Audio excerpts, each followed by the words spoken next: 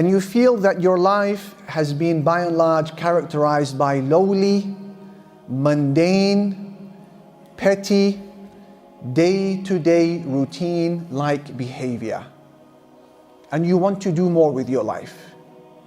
The limbs, the senses, the kidneys, the organs, the strengths that Allah Jalla Jalaluhu has given you are clearly there to fulfill a higher purpose.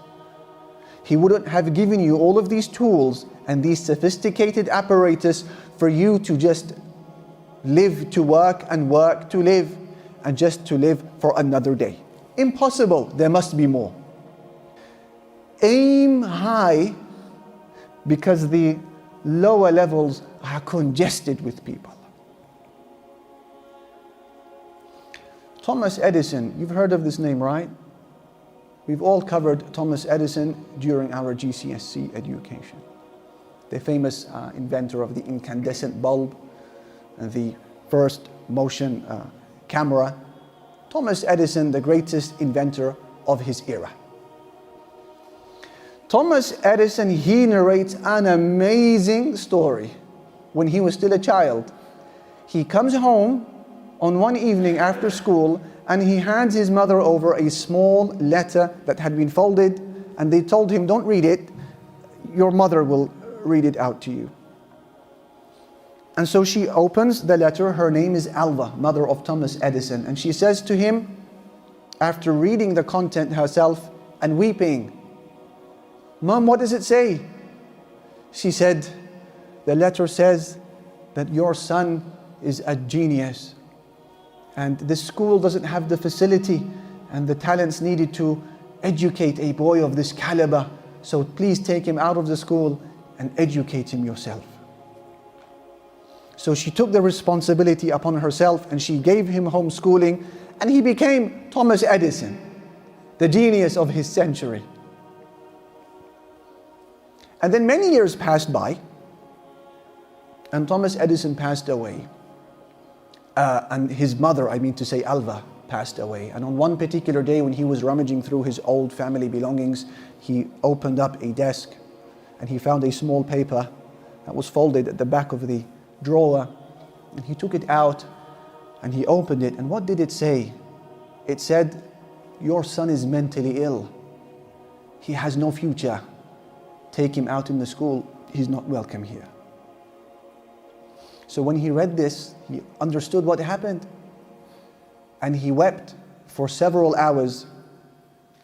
And when he had managed to gather his thoughts, he pulled his diary and he wrote within it, Thomas Alva Edison was a mentally ill child, but by the efforts of a hero mother became the genius of his century. Aim high.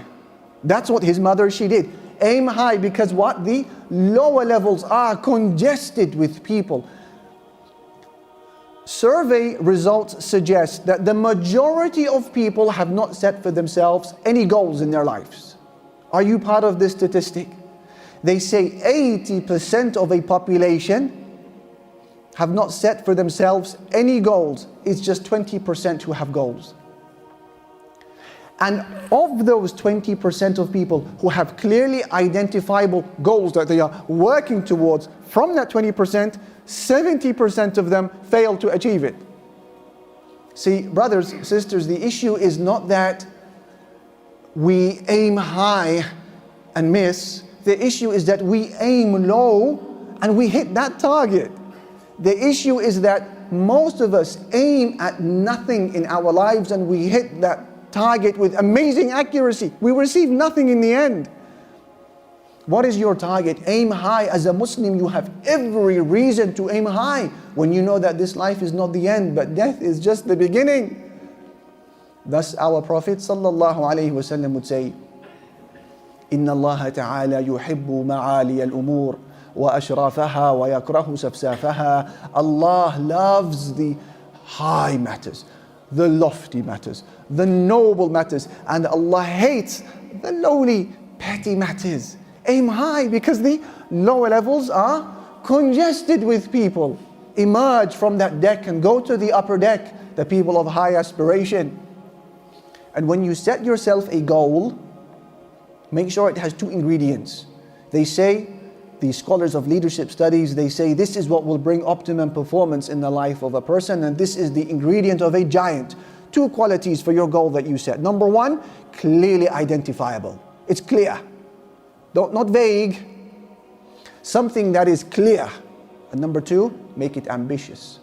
They call it a stretch goal, something that will stretch you.